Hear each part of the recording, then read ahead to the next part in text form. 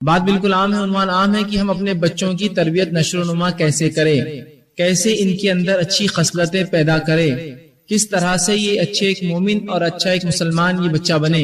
اس کے لیے جو انسان کوشش کرتا ہے دنیا میں کتاب و سنت کے مطابق، اس کو تربیت کہتے ہیں۔ اور اولاد، وہ جو انسان جو ہے اس کو جو اولاد بچے پیدا ہوتے ہیں یہ اس کی اولاد ہے، اور ان کی تربیت کس طرح کرے۔ اولاد کی تربیت آج کے جدید دور میں ایک سنگین مسئلہ ہے، اور اس کی شدت ہر جو ہے گزرنے والے سال میں بڑھتی جا رہی ہے۔ مثال کے طور پر انسان جب اس کو اولاد پیدا ہوتی ہے، اس کے بعد ایک دو سال جو ہی گزرتے فکر مند ہوتا ہے، اب اس کی تعلیم کا کیا، تربیت کا کیا، عربی کا کیا، ٹیوشن کا کیا، اور اس کے لیے وہ جو بہت محنت کرتا ہے، کوشاں ہوتا ہے، اور کبھی کبھار جو ہے صحیح جو ہے اگر رہنمائی نہ ہو تو بہت زیادہ اپنے آپ میں پریشان بھی ہوتا ہے۔ تو آئیے میں آپ کے سامنے آج اس درس میں چند باتیں، چند نکات پوائنٹس کی شکل میں نے ایک 12 پوائنٹس بنائے ہیں، وہ پوائنٹس آپ کے سامنے اس لیے رکھوں گا تاکہ آپ کو سہولت ہو۔ عموماً ہم پوائنٹس اس لیے بناتے ہیں ہماری تقریروں میں تاکہ آسانی ہو، اور یاد رکھنے میں آسانی ہو، عمل کے اندر آسانی ہو۔ تو آج کا میرا درس انشاءاللہ 12 یا 13 پوائنٹس پر جو ہے نکات پر مشتمل ہوگا، جس میں اولاد کی تربیت کے تعلق سے اس کی اہمیت اور پھر کس طرح کیا جائے اس کو بترتیب رکھنے کی جو ہے بہرحال کوشش کروں گا۔ سب سے پہلی چیز تو یہ، اولاد اللہ رب العزت کی ایک نعمت ہے۔ اولاد اللہ رب العزت کی ایک نعمت ہے۔ بچے جو اللہ رب العزت انسان کو دیتا ہے اس کے نکاح کے بعد، یہ اللہ کی طرف سے ایک نعمت ہے۔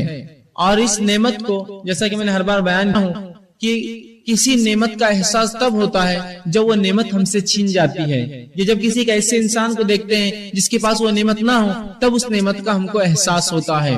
تو یاد رکھیے اللہ رب العزت نے جن لوگوں کو اولاد دی ہے یہ اللہ رب العزت کی نعمت ہے، اور جیسا کہ ہر نعمت کے تعلق سے اللہ پوچھ کریں گا، اولاد بھی چونکہ ایک نعمت ہے، اس کے تعلق سے بھی سوال کیا جانے والا ہے کہ اس اولاد کا کیا کیا، کیسے اس کی پرورش کی، کیا اس کی تربیت کی، کیا اس کو آداب اور اخلاق سکھائے، کیا اس کو شریعت کا علم اور جو ہے اس سے جو ہے اس کو جو ہے اس کو علم دیا، کیا اس کو اللہ کے کلام کے تعلق سے کچھ کیا۔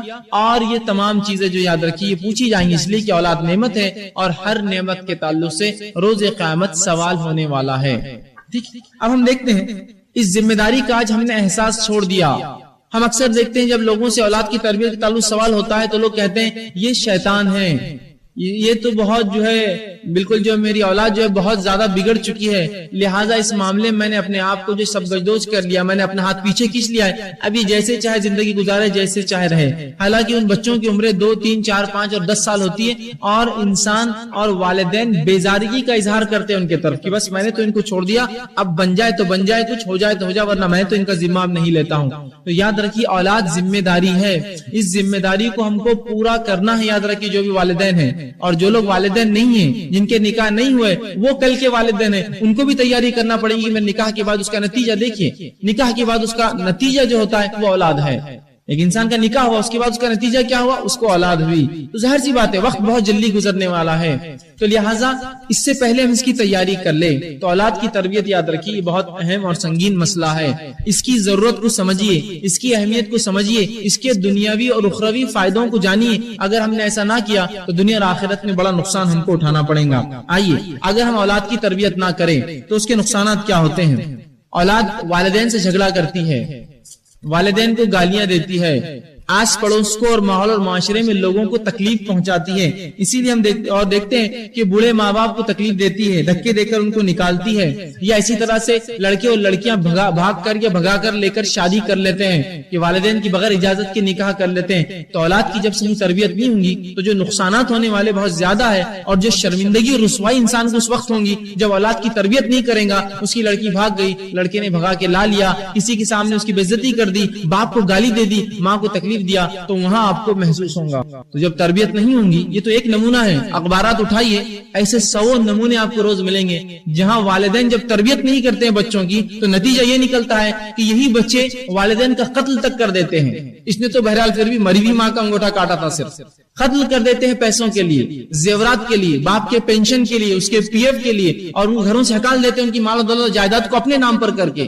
اور یہ واقعات کی فہرست ایک لمبی ہوتی جائیں گی اگر میں ان گناہوں کو گنواتا جاؤں۔ یہ صرف اور صرف اولاد کی طرف جو دھیان نہیں دیا جاتا ہے، ان کی تربیت نہیں کیا جاتا ہے، اس کا نتیجہ ہے۔ اور پتہ نہیں ایسے اور کتنے جرائم ہوتے ہیں جس کی سنگینی اور جس کی کوئی انتہا ہم بیان بھی نہیں کر سکتے، وہ ہوتے ہیں والدین کے خلاف، اس لیے کہ بچوں کو اچھی تربیت نہیں ہوتی۔ اور جب ایک بچہ اپنے والدین کے ساتھ ساتھ یہ سلوک کرتا ہوں گا تو معاشرے اور ماحول اور پڑوسیوں کا اور مسافرین کا، ساتھ والے لوگوں کا کیا سلوک کرتا ہوں گا وہ تو صرف گمان ہی کیا جا سکتا ہے۔ جو اپنے ماں باپ کو گالی دے تو دوسروں کی کیا عزت کریں گے، جو اپنے گھر والوں کی تکلیف دے وہ کیا سماج کے لیے فائدہ بنے گا۔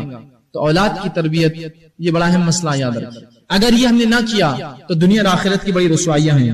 عموماً ایک بات دیکھی جاتی ہے، ماں باپ یہ تو ہمیشہ کہتے ہیں کہ ہماری اولاد اچھی نہیں نکلی، یا یہ کہتے ہیں کہ اولاد میں اچھا نکلنا چاہیے، لیکن ایک سوال جو بنیادی پہلے آتا ہے وہ یہ ہے، کیا ویسی تربیت کی جس کی تم امید کر رہے ہو؟ جب میں یہ امید کرتا ہوں کہ میری اولاد اچھی نکلے تو سب سے پہلا سوال میری نفس سے میں کروں، کیا میں ان کی ویسی تربیت کر رہا ہوں کہ وہ اچھی نکلے میرے طرف، میرے معاملات اچھے ہوں، اس سے وہ میرے بڑھاپے میرا سہارا بنے۔ اور ہم دیکھتے ہیں والدین تربیت تو نہیں کرتے، اولاد سے گمان اور امیدیں لگاتے اچھی نکل جائے۔ دیکھیے اگر کوئی اولاد بغیر تربیت کے اچھی نکل جائے تو یہ تو اللہ کا فضل ہے، لیکن یہ چیز ہوتی نہیں عموماً، اس لیے تو شریعت نے ماں کو یہ کہا کہ گھر میں رہے، عورت گھر میں رہے اور اولاد کی تربیت کرے۔ یہ ہوتی نہیں عموماً، نکل جائے ایک الگ بات ہے۔ تو ہم اولاد کی تربیت نہیں کرتے آج کے سماج میں، اور پھر یہ امید کرتے یہ اولاد اچھی نکلے، بڑھاپے کا سہارا بنے، یہ اطاعت کرے، فرما بردار ہو، خدمت کرے، اور اس پہ کچھ محنت نہیں کی جاتی ہے۔ والدین اپنی راتوں کی نیند جاگ کر جو ہے پسند نہیں کرتے کہ اولاد کی وہ جو خدمت کرے بچپنے کی، وہ بلٹا کر جو ہے ان کی خدمت کرے، نہ اس کی تربیت پر دھیان دیتے ہیں، نہ اسکول اور اس کے کالج پر دھیان دیتے ہیں، نہ اس کی تعلیم کی طرف، نہ اس کے کسی چیز پہ توجہ دیتے ہیں، اور امید کرتے یہ پورے میرے حق ادا کرے جبکہ میں ان کی کوئی حقوق ادا نہ کروں۔ اگر کوئی والدین بچوں کی تربیت نہ کرے اور یہ امید کرے کہ ان کے بچے اچھے نکلے تو ان کی مثال ایسی ہے کہ ایک مالی اپنے کھیت میں کبھی جو ہے محنت نہ کرے اور یہ سوچے کہ خوب اچھی فصل ہو یا اس کا باغ خوب خوبصورت دکھے، یا ایک کسان اپنے کھیت میں کھیتی میں جو ہے محنت نہ کرے اور یہ سوچے کہ خوب غلہ نکلے، خوب اناج اگے اور خوب فائدہ ہو۔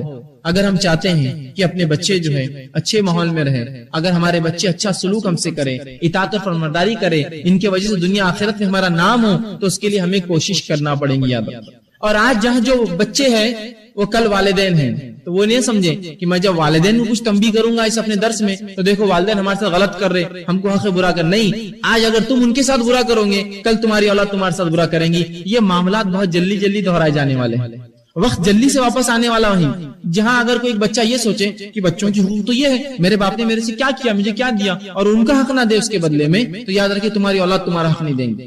جو ہوا سو ہوا۔ ہم کو اس کے بعد اس کی کوشش کرنا ہے کہ اپنے بچوں کی ہم بہترین تربیت کریں، اچھی تعلیم دیں، اور بہرحال انشاءاللہ اس کے لیے چند اصول آپ کے سامنے رکھوں گا۔ سب سے پہلے آئیے اس ذمہ داری کا احساس ہمیں اور آپ کو ہو۔ اللہ رب العزت قرآن میں فرماتا ہے، اور بالخصوص عورتیں اس کو بغور سنیں، اس لیے کہ عورتیں یہ سمجھتی ہیں کہ بچوں کی تربیت کا معاملہ بھی شوہر کا رہا، کما کے لانے کا معاملہ بھی شوہر کا رہا، اور نماز روزہ بھی اور زکوٰۃ اور حج بھی اگر شوہر کر لے تو میری طرف سے وہ ہو جائیں گا، میرا دین میں کوئی حصہ اور پارٹ ہی نہیں ہے، بس جو کچھ شوہر کر لے وہ ہو جاتا ہے۔ ارے صدقہ دیجیے، ارے ہمارے شوہر دیتے ہیں نا، شوہر اپنا دیتا ہے آپ اپنا دیجیے۔ ارے جو ہے نمازیں پڑھی، ارے ہمارے شوہر بڑے نمازی ہے، تو ان کی نماز سے آپ کو کیا فرق ہونے والا ہے؟ کیا ان کی نماز آپ کو ٹرانسفر ہوں گی؟ ارے نیکی کیجیے، ارے ہمارے گھر میں بہت لوگ نیکی کرتے اور نیک لوگ گزرے ہیں، تو ان کی نیکیاں آپ کو کام نہیں آنے والی، آپ کو اور ہم کو اپنی نیکیاں کرنا ہے۔ تو عورتیں بہت سی بار اس معاملے میں جس ہاتھ بالکل کھینچ لیتی اور کہتی ہمارا کیا معاملہ۔ تو یاد رکھیے اولاد کی تربیت سب سے پہلا ذمہ عورت کا ہی ہے۔ آئیے اللہ رب العزت قرآن میں فرماتا اور کہتا ہے، سورہ تحریم سورہ نمبر 66 آیت نمبر 6 میں فرماتا ہے، یا ایھا الذین آمنوا قوا انفسکم واہلیکم نارا وقودها الناس والحجارہ علیہا ملائکۃ غلاظ شداد لا یعصون اللہ ما امرهم ویفعلون ما یؤمرون۔ کیا فرمایا؟ اے وہ لوگوں جو ایمان لائے ہو، یا ایھا الذین آمنوا قوا انفسکم واہلیکم نارا، اپنی نفسوں کو اور اپنے اہل و عیال کو، بیوی اور بچوں کو جہنم کی آگ سے بچاؤ۔ وقودها الناس والحجارہ، جس کا ایندھن انسان اور پتھر ہے۔ علیہا ملائکۃ غلاظ شداد، اور اس پہ سخت قسم کے فرشتے تعینات کر دیے گئے ہیں۔ لا یعصون اللہ ما امرهم ویفعلون ما یؤمرون، وہ اللہ کی کسی حکم کو ٹالتے نہیں ہیں اور ان کا رب جو ان سے کہتا ہے کر گزرتے ہیں۔ تو یہاں اللہ رب العزت نے ایک شخص کو، اپنے آپ کو اور اپنے بیوی اور بچوں کو بچانا اس پر فرض کیا ہے۔ قوا انفسکم واہلیکم نارا، اپنے آپ کو اور اپنے بیوی بچوں کو جہنم کی آگ سے بچاؤ۔ اب آپ کہیں گے یہاں تو شوہر کو حکم ہے، بیوی بچوں کو بچاؤ، اہل کو بچاؤ، لیکن آئیے اللہ کے رسول صلی اللہ علیہ وسلم نے اس کی وضاحت حدیث میں اور کی اور کہا، الا کلکم رائی وکلکم مسئول عن رعیتی، متفق علیہ روایت ہے، یہ لمبی حدیث ہے۔ خبردار ہو جاؤ، سن لو، میری بات پر کان دھر دو، تم میں سے ہر شخص چرواہا ہے اور اس سے اس کے ماتحت بھیڑوں کی پوچھوں گی، تم میں سے ہر شخص ذمہ دار ہے اس کی اس سے ذمہ داری سے پوچھوں گی، تم میں سے ہر شخص جو ہے نگہبان ہے اس سے اس کے ماتحت نگہبانی کی چیزوں کی پوچھ ہونے والی ہے۔ پھر آپ فرماتے ہیں بس امام بس امام سے پوچھوں گی اس کی ماتحت رعایا کی. یہاں امام سے مراد حاکم، خلیفہ، قاضی اور خود امام بھی ہیں. ان سے پوچھوں گی ان کے ماتحت رعایا کی. پھر فرمایا اور ایک مرد سے پوچھوں گی اس کے اہل و عیال کی، بیوی بچوں کی. اس سے پوچھوں گی اس چیز کے تعلق سے جو اس کے ماتحت تھا. اور فرمایا اور غلام چوتھا، اس سے اس کے آقا کے مال کی پوچھوں گی. یہ ایک انسان ہے جو غلام سے کہتا ہے میں باہر جا رہا ہوں، اس دکان کو دیکھو، اس مکان کو دیکھو، خیال رکھنا. اس سے اس مال کی پوچھوں گی کہ کیا کیا جب اس کا آقا موجود نہیں تھا. پھر فرمایا آخر میں الا کلکم رائی وکلکم مسئول عن رعیتی، خبردار ہو جاؤ تم میں سے ہر شخص چرواہا ہے. اس سے اس کے ماتحت چیزوں کی پوچھوں گی. خبردار تم میں سے ہر شخص نگہبان ہے، اس سے اس کے نگہبان کی چیز کی پوچھوں گی. خبردار تم میں سے ہر شخص جو ذمہ دار ہے، اس سے اس کی ذمہ داری کی پوچھنے والی. تو عورت سے کیا پوچھنے والی ہے؟ شوہر کے گھر والے اور اس کے بچوں کی پوچھنے والی. مرد سے کس کی پوچھوں گی؟ اس کے ماتحت جو لوگ تھے. غلام سے کس کی پوچھوں گی؟ آقا کے مال کی. اسی طرح جو ہے ایک خلیفہ کی اور ایک حاکم سے پوچھوں گی اس کے ماتحت رعایا کی، کیا اس نے کیا. ہم سب ذمہ دار ہیں، یاد رکھیے، مرد ہو یا عورتیں ہوں سب ذمہ دار ہیں، اور ہم کو ہماری ذمہ داری کا جواب روز قیامت دینا ہے. تو اولاد بھی یاد رکھیے ایک نعمت ہے، اور یہ ایک ذمہ داری، عظیم ذمہ داری ہے جو اللہ نے ہمیں دی. لیکن آج کل ہم دیکھتے ہیں جو بچوں کا حال ہے وہ کیا ہے. بہرحال آپ سب جانتے ہیں ان کی زندگی جو کچھ ہے وہ یہ ہے کہ صبح جو ہی ان کی آنکھ کھلی، ان کی ماں چاہتی ہے کہ گھر سے فوراً دفع ہو جائے اور منہ دھلا کر سڑک کے باہر دروازہ کھول کر چھوڑ دیتی ہے. یہ دن بھر کھیلتے ہیں، بس اسکول کا وقت ہوا، آواز دیا بیٹے گھر میں آ جاؤ، بچہ گھر میں آیا، منہ دھلایا، اسکول بھیج دیا. اسکول سے جو ہی واپس آئے وہ ماں چاہتی ہے کہ کیوں مصیبت ہے، اسکول کیوں نہ رات بھر چلتے رہا، دن بھر چلتے رہا. پھر وہ آتے ہی فوراً لیا، ان کو کھانا وانا کھلایا اور کہ جاؤ پڑوس میں کھیلو، ان کے پاس ٹی وی دیکھو، ان کے پاس گھوم کے آؤ، اور خود اطمینان سے اپنی زندگی ناول، شمارے، اخبارات، ٹی وی، سنیما، ویڈیو دیکھتے بس گزار رہی ہے. بچہ باہر جا کر تماشے، تکلیف، انسانیت کو تکلیف، راستوں کو خراب کر رہے ہیں، لوگوں کو گالیاں دے رہے ہیں، اور جو کچھ سڑک پر سیکھیں گے وہی ان کی زندگی ہے. اسی لیے میں ہمیشہ کہتا ہوں کہ مسلمان بچوں کی اللہ کے چن کو چھوڑ کر مثال ایسی ہے جیسے جنگلی جھاڑ جو کبھی آ گیا تو آ جاتا ہے، اس کے لیے کبھی کوشش، اس کی نشر و نما کے لیے کوئی محنت نہیں ہوتی ہے. ایک جنگلی جھاڑ کو دیکھیے، آ گیا تو آ گیا، بڑھ گیا تو بڑھ گیا، بکری نے کھا گئی تو کھا گئی، توڑ دیا تو توڑ دیا گیا. لیکن یہ وہ جھاڑ نہیں ہے جس کے لیے جب لگایا جاتا ہے تو اس کو دیکھا جاتا ہے کب اس کا جو ہے پودا باہر نکلے گا، پھر کب اس کی میں حفاظت کروں، اور اس کو مرغیوں سے اور بکریوں سے اور تمام چیزوں انسانوں سے حفاظت کروں. پھر یہ جب بڑا ہو جائے گا اس کی کٹنگ کروں، اس کے پھل وقت سے اگر پہلے آ جائے تو اس کو چھاڑ دوں، اگر زیادہ بڑا ہو جائے بارش میں تو کم کر دوں، کوئی طوفان آندھی آئے تو اس کو اپنا سہارا دوں. یہ وہ جھاڑ نہیں ہے، یہ جنگلی جھاڑ ہے. کبھی اچھے اگ گئے تو اگ گئے، ورنہ جل گئے تو جل گئے، خراب ہو گئے تو ہو گئے، فتنے فساد میں مچ گئے تو مچ گئے، یا خراب. بس یہی معاملہ ہے امت مسلمہ کے بچوں کا. تربیت پر کوئی دھیان نہیں، کوئی کوشش نہیں. اور یہ بھی اس لیے ہو رہا ہے کہ ہم نے اس کی پہلی سیڑھی بھول گئے کہ تربیت شروع کہاں سے ہوتی ہے. اگر وہ سیڑھی یاد رکھے تو انشاءاللہ العزیز تربیت کے تمام مرحلے آسان ہوں گے. انشاءاللہ جب تفصیلات رکھوں گے بات. آئیے بخاری کی حدیث سن لیجئے ذمہ داری کے تعلق سے. اللہ کے رسول صلی اللہ علیہ وسلم فرماتے ہیں اللہ جب کسی کو رعیت دیتا ہے، بال بچے دیتا ہے، بیویاں دیتا ہے، اس کا خاندان ہوتا ہے، اللہ جب کسی کو رعیت دیتا ہے رسول اللہ فرماتے ہیں پھر وہ نصیحت وغیرہ کے ذریعے اس کو صحیح نگرانی نہیں کرتا. پھر وہ انسان ان کو نصیحت کر کے اور ان کو سمجھا کر ان کو ادب اور اخلاق نہیں سکھاتا، ان کی نگرانی نہیں کرتا، ان کو ٹوکتا اور ڈانٹتا نہیں ہے، تو اللہ کے رسول فرماتے نہیں کرتا تو قیامت کے دن وہ جنت کی خوشبو بھی نہیں سونگے گا. اللہ جب کسی کو ایک رعیت دیتا ہے، بیوی بچے دیتا ہے ماتحت، اور وہ ان کی اصلاح نہیں کرتے، تربیت نہیں کرتے، ان کو جو ہے ادب اور اخلاق نہیں سکھاتے، تو روز قیامت ایسا شخص جنت کی خوشبو بھی نہیں سنگے گا. جبکہ ترمذی کی دوسری روایت میں آتا ہے کہ جنت کی خوشبو بہت اندر تک جہنم کے حصے میں آتی رہیں گی، یہ اتنے اندر ڈالا جائے گا. کہ تو اللہ نے ایک رعیت دی تھی، ذمہ داری دی تھی، کیا کیا؟ نہ عورتوں نے اپنی ذمہ داری جانی، ماؤں نے، نہ باپ نے اپنی ذمہ داری جانی کہ کیا ہماری ذمہ داری ہے اپنے بچوں کی طرف. ٹھیک اسی طرح عبداللہ بن عمر رضی اللہ عنہ جو ہے ہمیشہ بولا کرتے تھے، اور ان کا ایک قول ہے کہ اپنے بیٹے اور اولاد کو با ادب بناؤ. کیا کہتے تھے؟ اپنے بیٹوں کو بالخصوص اور اپنی اولاد کو با ادب بناؤ. اس لیے کہ اس زمانے میں عورتیں تو با ادب ہوتی ہی تھی. عموماً جو بگڑنے کے جو کہیں امکانات تھے وہ لڑکوں کے تھے، چونکہ باہر نکلتے تھے. عورتیں تو گھر میں ہوتی، تعلیم، تربیت، قرآن اور یہ تو بہرحال ان کا بچپن میں ہو جاتا. نکاح سے پہلے تو وہ ایک قسم کا جو علم حاصل کر کے عالماؤں جیسی ہو جاتی تھی. لیکن جہاں تھوڑا بگڑنے کا اندیشہ تھا لڑکوں کا تھا جو گھر سے نکلتے تھے، تو کہا اپنے اولاد کو، اپنے بیٹے کو بالخصوص باادب بناؤ. اس کے لیے تم اس کے بارے میں پوچھا جائے، اس لیے کہ تمہیں اس کے بارے میں اللہ پوچھیں گا. اس کو باادب بناؤ. تم نے اس کے ساتھ کیا کیا، اسے کیا سکھایا، اور کتنا مؤدب بنایا، کتنا ادب والا بنایا، اور بیٹے سے تمہارے اطاعت کے تعلق سے پوچھا جائے گا. مطلب تم سے تمہارے بچوں کے تعلق سے پوچھا جائے گا, کیا سکھایا, کیا اخلاق دیا, کتنا مؤدب بنایا, ادب والا, کتنا اخلاق والا بنایا. اور بچوں سے باپ اور ماں باپ کے تعلق سے پوچھ ہونے والی. تو یہاں دونوں ہی باتیں آپ نے بیان کی. اولاد کی تربیت کرو, ان کی پوچھوں گی. میں یوں کہوں گا اس بات کو کہ تم ان سے اچھا سلوک کرو تو آخر میں ان سے اچھا بدلہ پاؤ. اس ہاتھ دے اور اس ہاتھ لے. بچوں کی تربیت میں ماں باپ نے اپنے آپ کو جو ہے صبر کیا, تحمل کیا, ایثار کیا, قربانی کی, سب کچھ کیا. دیکھیے پھر ان کی اولاد بھی ان کے لیے سب کچھ کرنے کو پھر تیار ہے. ماں باپ نے اپنے آپ کو ادھر رکھا. بیمار ہے تو روتا ہے تو رونے دو, اسکول میں کوئی مسئلہ ہے تو جانے دو, پڑھنے میں اسی کوئی محنت نہیں کی, اسی تکلیفوں میں اس کے ساتھ نہیں دیا. پھر اس کے بعد یاد رکھیے یہ بھی جب بڑا ہوگا اور آپ اور ہم بوڑھے ہو جائیں گے تو یہ بھی وہی سلوک کریں گا کہ جب میں بیمار ہوتا تم مجھے چھوڑتے تو میں تمہاری آج اطاعت نہیں کروں گا. گو میں کہوں گا اولاد سے کہ ایسا نہ کرے, لیکن یاد رکھیے یہ فطری چیزیں ہونے والی. اسی لیے میں کہہ رہا ہوں اس ہاتھ دے اور اس ہاتھ لے کا اصول رکھیے اپنے ساتھ. ہم ان کے اوپر ایثار, قربانی, جذبہ اور خرچ کریں گے, محنت کریں گے تو یہ ہمارے لیے سب کچھ کرنے کے لیے پھر تیار ہو جائیں گے. تو یہ بہت زیادہ ضروری ہے. تو وہ کہتے ہیں اس کو ادب سکھلاؤ, مؤدب کرو, اس لیے کہ تم سے سوال ہونے والا ہے تم نے کیا سکھایا. آئیے آج دیکھتے ہیں اس ماحول میں ایسے کتنے لوگ ہیں جو اپنے بچوں کو مؤدب بنا رہے ہیں, ادب والا, اخلاق والا بناتے ہیں, تاکید کرتے ہیں, ٹوکتے ہیں, سمجھاتے ہیں. جو کچھ معاملہ ہے ہمارے والدین کا وہ یہ ہے کہ بس اطمینان کی زندگی گزار رہے ہیں. دیکھو صبح میں کچھ نہیں بولا میرا آفس ہے, کچھ کیا بچے نے شاید, بیوی بول رہی سمجھاؤ میرا آفس ہے ٹھیک. دوپہر میں کچھ بولو اس لیے کہ میں کھانے کو صرف آیا ہوں, باقی سب بات دیکھیں گے. شام میں کچھ مت بولو, میرے کو دوستوں میں جانا, موڈ خراب ہو جاتا ہے میرا, میں ہوٹل اور ٹھیلوں اور میلوں پر اور نکڑوں اور چوراہوں پہ کھڑے رہنے میں, اور اس کے بعد میں 12 بجے گھر میں آؤں گا اور وہ بیوی کیا بولیں گی, سو گئی. پھر صبح دیکھو میرے کو کچھ مت بولو, صبح صبح کا لگا رہے تمہیں کو جانا ہے. تو کیا اللہ رب العزت ایسے لوگوں سے پوچھ نہیں کریں گے کہ تم نے کیا کیا اس کے لیے محنت. اور ماؤں کا بھی آج وہی حال ہے کہ وہ اپنی کوئی محنت کرنا نہیں چاہتی, کوئی قربانی نہیں دینا چاہتی اولاد کے لیے. حتیٰ کہ اگر اولاد بیمار ہے اور ایک دعوت آئی تو وہ دعوت میں پہلے جائیں گی, بیمار اولاد کو چھوڑیں گی. تو کیا امید کرتی ہے اولاد آپ کے بڑھاپے میں آپ کے ساتھ رہیں گی؟ یہ کہیں گی ہم بچپن میں چھوٹے تھے, تڑپتے تھے, تکلیف میں تھے, بخار میں تھے, تو یہ ہمارے والدین ہم کو چھوڑ کر چلے جاتے تھے, تو ہم کیوں آج ان کی اطاعت کریں, فرمانبرداری کریں, ان کے بڑھاپے میں کیوں ان کی جو ہے ہم اطاعت کریں. یہ ہونے والا یاد ہے. اس ہاتھ دے اور اس ہاتھ لے کا معاملہ ہمیشہ رکھیں. تربیت کا فائدہ کیا ہوں گے یاد رکھیں. تربیت کے کئی فائدے ہیں, اچھی تربیت کے دنیا اور اخروی کئی فائدے. آئیے مثالیں دیتا ہوں. اللہ رب العزت نے قرآن میں سورۃ الکہف سورہ نمبر 18 اور اس کی آیت نمبر 82 میں فرمایا کہ واقعہ فرمایا. واقعہ یوں تھا کہ موسیٰ علیہ السلام اور خضر علیہ السلام ایک مقام سے گزرنے لگے.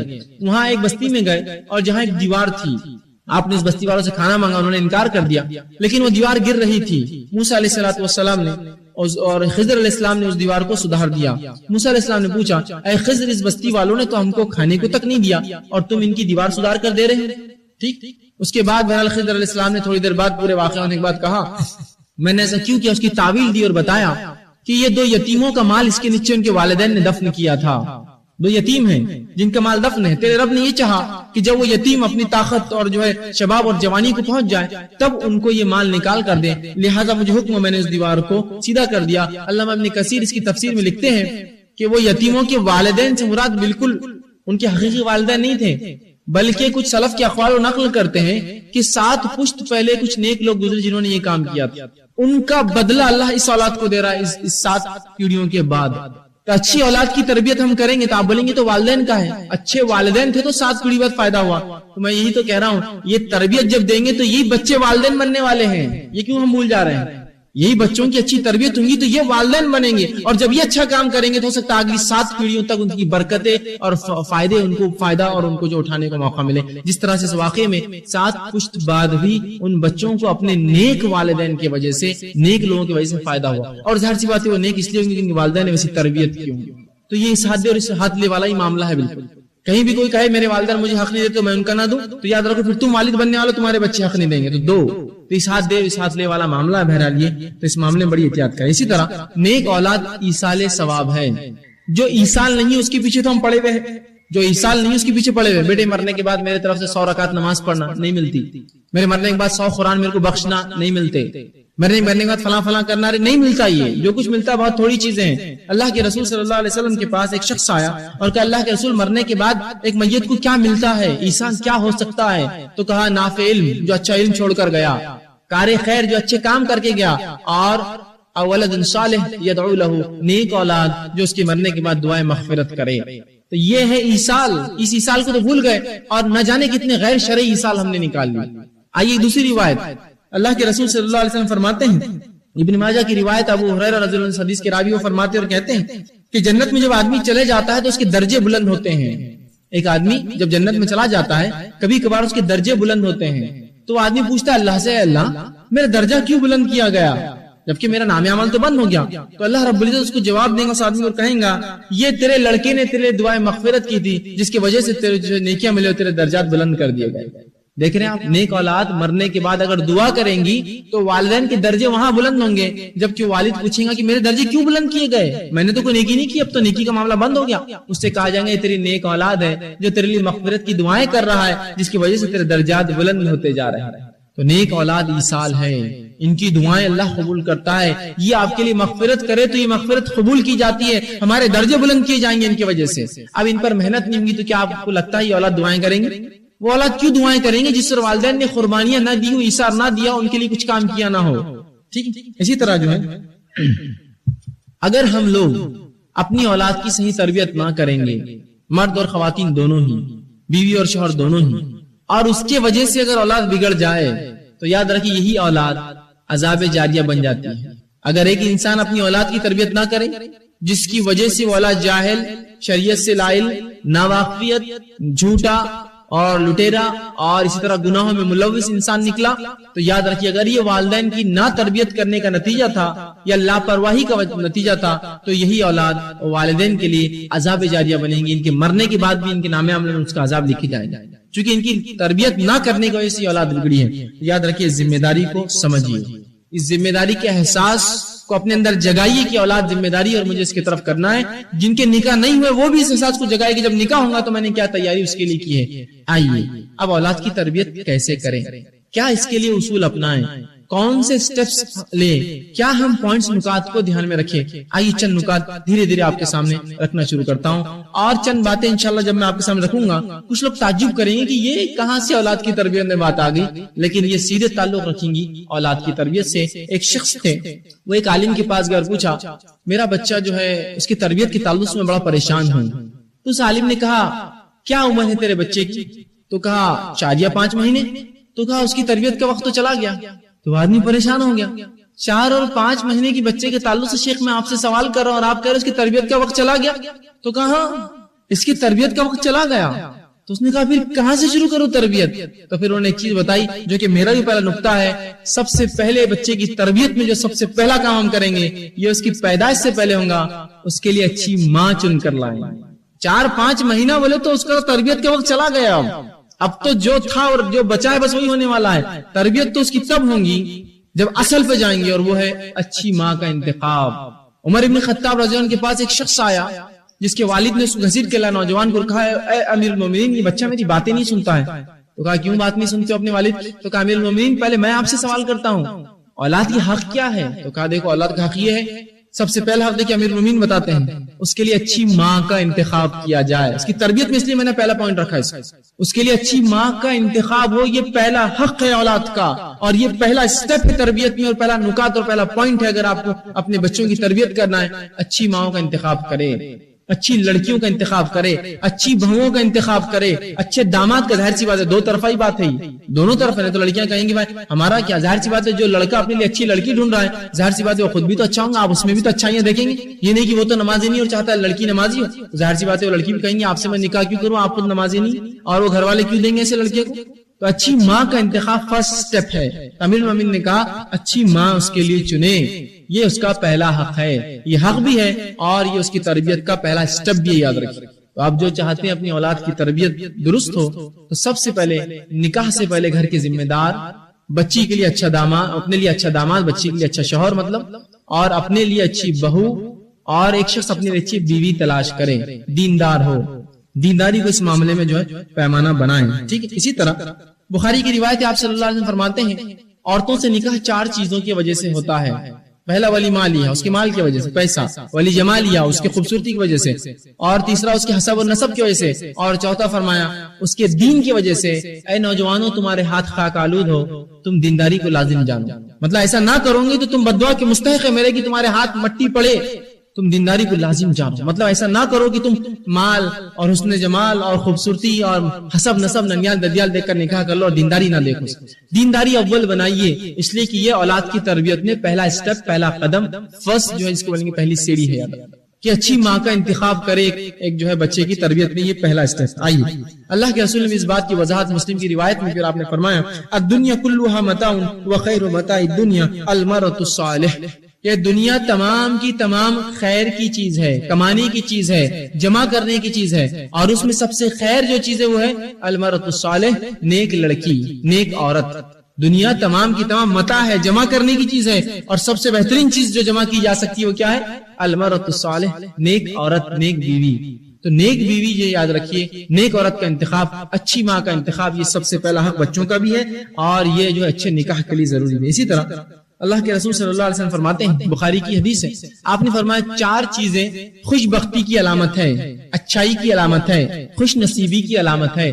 پوچھا گیا کیا ہے وہ 4 چیزیں؟ تو پہلا کہا نیک بیوی خوش بختی کی علامت ہے. دوسرا فرمایا آپ نے کشادہ مکان، کہ اللہ کسی کو اچھا گھر دے. تیسرا فرماتے ہیں کہ اچھا پڑوس، یہ بھی نیک بختی اور اچھائی کی علامت ہے. اور چوتھا فرماتے ہیں بہترین سواری، اچھی سواری اللہ کسی کو دے دے، یہ خوش بختی کی علامت، اچھائی کی علامت. پھر آپ فرماتے ہیں 4 چیزیں بدبختی کی علامت ہے، بدقسمتی کی علامت ہے. پوچھا گیا کیا؟ تو فرمایا سب سے پہلے بری بیوی، بری عورت، خراب بیوی تمہارا نکاح میں آ گئی، یہ تمہاری بدبختی کی علامت. دوسرا فرمایا تنگ مکان، چھوٹا گھر مل جاتا ہے، جس کو بڑا ملے تو خوش بختی ہے، لیکن چھوٹا ہے یہ تنگ بختی ہے اس کے لیے. تیسرا آپ نے فرمایا آپ صلی اللہ علیہ وسلم نے کہ جو ہے برا پڑوسی، خراب پڑوسی مل گیا، یہ بھی جو بدبختی کی علامت ہے. اور چوتھا فرمایا سست سواری، جو سواری تیز نہ چلے، خراب ہو، یہ بدبختی کی علامت ہے. تو نیک بختی میں دیکھیے آپ صلی اللہ علیہ وسلم نے کیا کیا چیزیں گنوائی. اچھی عورت سب سے پہلے، کہ دنیا میں سب سے اچھی چیز کوئی کمانے کی ہے تو وہ ہے نیک عورت، نیک بیوی کسی کو مل جائے. تو پہلا اسٹیپ جو ہم لیں گے اپنے بچوں کی تربیت کے لیے، نیک بیوی کا انتخاب پہلا. آئیے دوسرا اسٹیپ کیا ہوگا؟ جب ہم نے نکاح کر لیا تو میں نے پہلے آپ سے کہا تھا نکاح کا ظاہر نتیجہ کیا ہونے والا ہے؟ اولاد. نکاح کا نتیجہ رزلٹ اولاد ہوتی ہے. تو اللہ سے نیک اولاد طلب کرے، یہ دوسرا تربیت کا اسٹیپ ہے. آپ بولیں گے تربیت سے اس کا کیا تعلق ہے؟ ابھی تو بچہ ہوا ہی نہیں. ہونے سے پہلے تو آپ کو تیاریاں کرنا ہے اس کے لیے، سب ہونے کے بعد تو پھر جو ہوگا اس کی تربیت ہوں گی. اس سے پہلے کی تیاریاں یہ ہے. نیک بیوی کا انتخاب کیا، اب دعائیں کریں کہ اللہ نیک اولاد دے، صالح اولاد دے. ٹھیک، یہ دعائیں کریں. ہم دیکھتے ہیں شادی ہونے کے بعد اگر کسی کو 1-2 سال اولاد نہ ہو تو بس روم راٹ مچ جاتا ہے خاندان میں، اور شرک اور بدعت ایسی سی کی جاتی ہے، یہاں سے نیمو لا کے کاٹو، وہاں سے تعویذ لا کے چھپاؤ، یہاں سے جو ہے کیلے گاڑو، وہاں سے فلاں کرو، یہ جگہ آستانے کا چکر مارو، وہاں کا پتھر پیس کے کھاؤ، یہاں شکر ڈال کے چاٹو، وہاں گلے میں یہ ڈال لو، یہاں لٹک جاؤ، وہاں کود جاؤ، وہاں بھاگ جاؤ، یہاں دفناؤ، وہاں. دیکھیے ابھی سب ہوتا ہے معاشرے میں. پہلی چیز یاد رکھیے سب سے پہلے، یہ درست نہیں ہے جیسا عموماً ہوتا ہے کہ کسی کا نکاح ہو گیا اور اللہ کی مرضی جب چاہے اولاد دے. عورتیں بالخصوص گھر کی یا جان پہچان کی، کیا چل رہا، سب خیریت سے تو ہے نا؟ کوئی خوشخبری؟ وہ اپنے آپ میں بیچاری پہلے پریشانی کہ اس کو اولاد نہیں ہو رہی ہے ابھی، اور کیا مسئلہ ہے نہیں معلوم. اب ان کے تانے شروع ہو جاتے، کوئی خوشخبری ہے؟ اب کیا بولے وہ؟ آپ نے سوال ہی ایسا کیا کہ اب کیا بولے بیچاری وہ. ٹھیک، کوئی دوسرا ملا، بہت دن ہو گئے نا اب تک کیوں نہیں؟ ارے اس کیا کمپنی ہے، اس کے ہاتھ میں کہ پروڈکٹ ڈالا جائے تو بن کر مینوفیکچر ہو کے نکلے. ان کے کیا پلانس ہیں، ان کے کیا ارادے ہو، میاں بیوی کیا چاہتے ہیں ہم کو کیا معلوم. آپ کیوں عمل دخل کر رہے ہیں ان کی زندگی میں؟ سب سے پہلے درست نہیں. ہاں پوچھنے کا کس کو ہے؟ ہاں اس کی ساس پوچھ لے، لڑکی کی ماں پوچھی کیا مسئلہ ہے بھائی، وہ کہے بھائی ٹھیک ہے ہوں گی اللہ دے گا. لیکن دنیا پوری لگی پیچھے، ارے میرے تو اولاد نہیں ہو رہی. اب تم کیا کرو، دیکھو ہاں جاؤ، ہاں ایک پتھر ہے اس کو رگڑ لیے تو اولاد ہو جاتی، ایک جھاڑ ہے اس سے پیٹ رگڑو تو اس سے جو ہے تم کو اولاد ہو جائیں گی، فلاں جگہ جاؤ اور وہاں کا پھل کھا لو تو اولاد ہو جائیں گی. سبحان اللہ. یہ بڑے بڑے جو سینٹرز کھلے ہیں، جو اولاد جن کو نہیں ہوتی ان کے لیے محنت کرتے ہیں، ٹیسٹ ٹیوب بیبیز اور یہ ہو رہا ہے، ان کو آپ وہ پھل کیوں نہیں لے جا کے دیتے کہ وہاں کہیں اتنے سینٹر ہزاروں لاکھوں خرچ کرے پھل کھلاؤ اولاد ہو جائیں گے. شرک شروع ہو جاتا ہے جو ہی اولاد نہیں ہوتی ہے بس. تو کوئی پوچھے نا سب سے پہلے، اور اس طرح کی رائے تو کم از کم نہ جو شرک اور بدعت پر شامل ہو. شرک کرو، ارے اللہ دیں گا، یہ نعمت ہے، اللہ اولاد نعمت ہے، اس کی مرضی. اور اللہ رب نے قرآن میں اعلان کیا، اللہ جسے چاہتا ہے لڑکے دیتا ہے، جسے چاہتا ہے لڑکیاں دیتا ہے، جسے چاہتا ہے دونوں دیتا ہے، اور جسے چاہتا ہے اولاد نہیں دیتا، یہ اس کی مرضی. تو کتنے بکرے اور مرغے کرنے سے کچھ نہیں ہونے والا ہے، کہیں بھی جانے رگڑنے اور کھانے اور چھونے اور چاٹنے سے کچھ نہیں ہونے والا. اللہ جسے چاہتا ہے لڑکے اور لڑکیاں دونوں، اور جسے چاہتا ہے بے اولاد رکھتا ہے، اس کی مرضی ہے ہی. ٹھیک، تو اچھی اولاد کے لیے دعائیں کریں. جیسا کہ اللہ کے نبی ابراہیم علیہ الصلوۃ والسلام نے اپنی اولاد کے لیے دعائیں کی. اللہ رب العزت نے ان دعاؤں کو قرآن میں بیان کیا اور سورہ صافات سورہ نمبر 37 آیت 100 میں فرمایا رب حب لی من الصالحین، اے اللہ مجھے نیک اولاد عطا فرما. ابراہیم علیہ السلام دعا کر رہے ہیں، کیا فرما رہے ہیں؟ رب حب لی من الصالحین، اے اللہ نیک اولاد عطا فرما. یہ نہیں کہا اے اللہ چاند جیسا بیٹا دے، چاندنی جیسی بیٹی دے، نہیں، نیک دے، کالا ہو گورا ہو، لڑکا ہو لڑکی ہو، مکمل جسم کے ساتھ ہو، معذور ہو، نیک ہونا مجھے بس. رب حب لی من الصالحین، لڑکی بھی ہو تو صالح چاہیے، لڑکا بھی ہو تو صالح چاہیے، کالا بھی ہو تو صالح ہو، گورا بھی ہو تو صالح ہو، مکمل پیدا ہو تو بھی صالح ہو، اور اگر کوئی معذوری بھی ہو اس میں تو صالح ہو، بس نیک ہو میرے لیے شرط ہے. رب حب لی من الصالحین. عورتیں بہت سی بار دعائیں دیتی ہے لڑکیوں کو، عورتوں کو، اللہ تم کو بیٹا دے، ایسی دعا مت دیجیے. اللہ تم کو نیک اولاد دے، جو بھی دے نیک اولاد. کیوں آپ چاہتے ہیں بری لڑکیاں آپ کو ہونا اور نیک بیٹے ہونا؟ خالی اچھا لڑکا دے، خوبصورت، کیونکہ آپ کو بدصورت لڑکی چاہیے کہ پھر نہیں، تو نیک اولاد کی دعا کیجیے. رب حب لی من الصالحین، اے اللہ ہمیں نیک اولاد عطا فرما. یہ والدین دعا کرے، یہ چھوڑ کر پتہ نہیں کہاں کہاں لوگ بھاگتے اور کیا کیا کرتے ہیں. ٹھیک. دوسرا، اللہ کے نبی ابراہیم علیہ السلام کی دوسری دعا جو آپ اولاد کے تعلق سے کرتے تھے، جس کو سورہ ابراہیم آیت 140 میں اللہ نے فرمایا، دہرایا اور کہا، وہ دعا کرتے رب جعلنی مقیم الصلاۃ ومن ذریتی ربنا تقبل دعا. اے اللہ مجھے بھی نماز کا پابند بنا اور میری ذریت، میری اولاد کو بھی نماز کا پابند بنا، تو دعاؤں کو سننے والا ہے. ابھی اولاد پیدا نہیں ہوئی تو کیا دعا کر رہے ہیں؟ مجھے بھی نمازی اور میری اولاد کو بھی نمازی بنا. تو یہ دعائیں اولاد کے لیے کیجیے. اے اللہ نیک اولاد دے، نمازی اولاد دے، ایسی اولاد دے جو دنیا کے اندر فائدے مند ہو میرے لیے، آخرت کے لیے فائدہ ہو، دنیا کے لیے نفع ہو. یہ دعائیں تو ہم کہاں کرتے ہیں؟ اے اللہ خوبصورت لڑکا دے، اے اللہ مالدار ہو. یہ ٹھیک ہے، مالداری الگ چیز، اصل دینداری ہے، یاد رکھیں. اس کے ساتھ مال، اس کے ساتھ سب چلے گا. دینداری کی دعا کیجیے، اللہ مجھے بھی نمازی بنا، میری ذریت اولاد کو بھی نمازی بنا. اے اللہ تو دعاؤں کو سننے والا ہے. اسی طرح زکریا علیہ السلام نے دعا کی اللہ سے اور فرمایا، زکریا علیہ السلام کے تعلق سے اللہ نے فرمایا سورہ آل عمران سورہ نمبر 338 میں انہوں نے دعا کی، رب حب لی من لدنک ذریۃ طیبۃ انک سمیع الدعاء. اے اللہ میری ذریت، میری اولاد میں مجھے نیک اولاد عطا فرما. اے اللہ مجھے نیک اولاد فرما، میری ذریت کو اچھا رکھ، مجھے نیک اولاد دے فرما. انک سمیع الدعاء، اے اللہ تو دعاؤں کو سننے والا ہے. یہ دعائیں کرنا چاہیے. اب آپ نے دعائیں کی اللہ سے، اللہ نے اولاد عطا کر دیا. اب لڑکا ہو یا لڑکی ہو، یاد رکھیں دونوں کو قبول کیجیے خوشی سے. ایسا نہ ہو کہ ہمارا جس طرح جہالت میں ہوتا کہ اللہ نے فرمایا جب کسی کو خبر دی جاتی اس کو لڑکی ہوئی ہے، اس کا منہ سیاہ اور کالا ہو جاتا غم سے، پریشانی سے. ایسا نہ ہو، یاد رکھیں. اور افسوس ہے اس امت پر جس امت کے نبی نے ان کو لڑکیوں کی پیدائش پر، ان کی تربیت پر اور ان کے نکاح پر بشارتیں دی. اور اللہ کے رسول نے فرمایا ترمذی کی روایت، جو شخص 3 لڑکیوں کی پیدائش اس کے گھر ہو اور ان کی پرورش کرے، ان کی دیکھ بھال کرے، تعلیم و تربیت دے شریعت اعتبار سے، اور ان کا نکاح کر دے اچھی جگہ، وہ جنتی ہے. ایک شخص اٹھا، اللہ کے رسول 2 کا کیا معاملہ ہے؟ تو کہا 2 کے لیے بھی ہے. اور عبداللہ ابن عباس فرماتے ہیں اگر رسول اللہ سے 1 کا بھی پوچھا جاتا تو آپ وہی جواب دیتے کہ ہاں اس کے لیے بھی ہے. تو منہ کالا ہو جاتا ہے ہمارا. رسول اللہ کے دور میں لڑکیوں کو دفن کیا جاتا تھا، لوگ ماتم مناتے ہیں لڑکیوں کی پیدائش میں نے دیکھا. لیکن مسلمان یہ کرتا ہے، جبکہ دنیا میں فطرت کیا انسان کی دیکھیے آپ، کیسا لالچی انسان. میں آپ سے سوال کرتا ہوں، مرغے چاہیے مرغیاں چاہیے؟ مرغیاں ہونا تو انڈے دیں گی. بھینسیں چاہیے ہیلے چاہیے؟ بھینسیں ہونا ہیلے کیا کام کے. بیل چاہیے یا جو ہے گائے چاہیے تو گائے چاہیے. بکریاں چاہیے بکرے چاہیے تو بکریاں چاہیے. کیوں پھر لڑکیاں کیوں نہیں چاہتے ہو جب دنیا میں جانتے ہو فائدہ صرف مؤنث سے، تم کو مؤنث سے ہو رہا ہے. تم بکریاں چاہتے ہو اپنے پالنے کے لیے، بھینسیں اور گائے چاہتے ہو، اور اپنے لیے کیا پسند کرتے ہو؟ اس سے نسل چلتی انسانی آگے. نہیں وہ نہیں چاہیے ہم کو. اس معاملے میں اتنے میں ایکسپشن ہے. اور اگر لڑکی ہو جائے تو ساسیں جو ہے اپنی بیٹیوں کو جو ہے بہوؤں کو کوستی ہے، برا بھلا کہتی ہے کہ دیکھو تمہارا کیا ہوگا. یاد رکھیے اس ساس سے میرا سوال ہے، جب تم پیدا ہوئی تھی تو تمہارے لیے کیا کیا گیا تھا؟ جو تم لڑکی پیدا ہوئی کیوں نہیں لڑکا بنا لیا اپنے آپ کو؟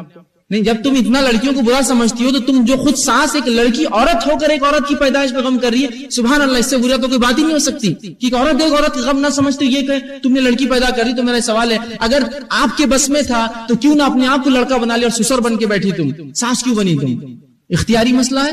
میرے ہاتھ میں کوئی چیز، اس لڑکی کے ہاتھ میں تھا کوئی چیز. اور اگر کوسنا ہی ہے تم کو، لعنت اور ملامتی کرنا ہے، تو اپنے لڑکے کو کرو، اپنے بیٹے کو کرو. سائنس یہ کہتی ہے کہ جو اولاد پیدا ہوتی ہے تو کروموزومز کے سیٹ ہوتے ہیں جو ایک ماں سے اور ایک باپ سے نکل کر اس ماں کے رحم میں ملتے ہیں جس سے اولاد پیدا ہوتی ہے. اگر وہ کروموزوم کے سیٹ جو نکلتے ہیں، عورت کے اندر ایکس کروموزومز ہوتے ہیں اور آدمی میں ہوتے ہیں ایکس وائی کروموزومز. تو جب ایکس مرد کا اور ایکس عورت کا مل جاتے ہیں تو بنتی ہے لڑکی. اور عورت کے اندر دونوں ایکس ہوتے ہیں, اس میں وائی نہیں ہوتا ہے. ڈیسائیڈنگ فیکٹر ہوتا ہے وائی کروموزوم. اگر یہ نکل کے مرد سے عورت میں چلا جائے تو پیدا ہوتا ہے لڑکا. تو جو چیز طے ہو سکتی ہے وہ مرد کی طرف سے ہے. تو اگر کوسنا بھی ہے تو اپنے بیٹے کو کوسو, وہ کیوں نہیں پیدا کر سکا اپنے لیے ایک لڑکا, اس لڑکی کو نہیں. اس لیے کہ سائنسی اعتبار سے بھی اس کا کوئی حق نہیں ہے اس کے اوپر. سائنسی اعتبار سائنس کہتی ہے اس کے اندر دونوں ایکس کروموزوم ہیں. وہ مرد ہے جس میں سے جو ایک سیٹ نکل کے آتا ہے وہ بناتا ہے لڑکی یا لڑکا. تو اگر کوسنا ہی ہے ساسوں کو تو اپنے بیٹے کو کوسو کہ منہ کالا کر بولنا تیرا لڑکی پیدا کیا تم نے.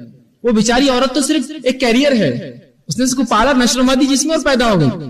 اور اگر اس کے ہاتھ میں کچھ ہوتا, ٹیکنیکل ایسا ہوتا ہے کہ بچے پیدا ہونے سے پہلے مرد ہونا ہے, عورت ڈیسائیڈ کر لو گورا ہونا, کالا ہونا, اودی آنکھ ہونا, ہری آنکھ ہونا, لال آنکھ ہونا, کھلاڑی ہونا, عام آدمی ہونا, عالم ہونا, تو کتنا آسان ہو جاتا. پھر اللہ کی ہم کو کیا ضرورت تھی رب کی, بس ہم ہی پیدا کر لیتے انسان کو اپنے طرف سے.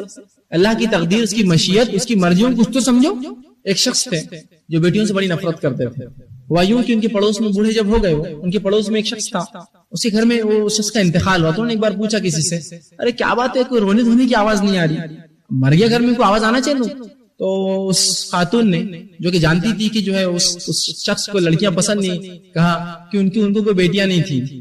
ہمیں تھوڑی روتی ہے مرنے پر, روتا کون ہے, بیٹیاں روتی ہیں. آپ دیکھیے بیٹا پڑوس میں سوتا ہے ماں باپ کے, پڑوس کے کمرے میں, اس کو خبر نہیں ماں باپ کی, لیکن وہ بیٹی کہیں دور بیٹھی ہے, اگر دوسرے ملک میں وہاں سے فون کر کے پوچھتی ہے امی خیریت سے, تو ابا خیریت سے تو ہے.